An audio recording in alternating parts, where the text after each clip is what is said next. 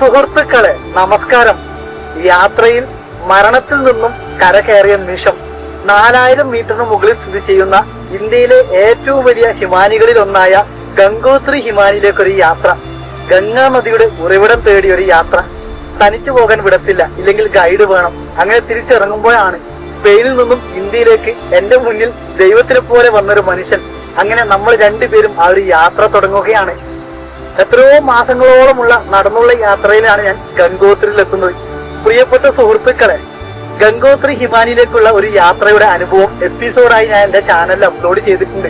ഒരു പക്ഷേ യാത്രകളെ പ്രണയിക്കുന്നവർക്ക് ഉപകാരപ്പെട്ടേക്കാം എന്റെ ഈ ഒരു യാത്ര. മനോഹരമായ ഒരു കൂട്ടുകാരനെ കൂടി എനിക്ക് കിട്ടി. ഒരു കഥകൾ പോലെ ജീവിതത്തിലേക്ക് കടന്നു വന്ന പ്രിയപ്പെട്ട കൂട്ടുകാരനും ഞാൻ ചെയ്ത സാഹസികമായ യാത്രയുടെ ഒരു അനുഭവമാണ്. എന്റെ എല്ലാ സുഹൃത്തുക്കളും ഒന്ന് കണ്ടിട്ട് നിങ്ങളുടെ അഭിപ്രായം പറയണേ. ഇതുപോലെയുള്ള യാത്രാനുഭവങ്ങൾ നിങ്ങൾക്ക് ഇഷ്ടമാണെങ്കിൽ എന്നോട് പറയൂ. ആയിരക്കണക്കിന് കഥകളുമായി ഞാൻ ഇനിയും വരാം എന്റെ യാത്രയുടേത്.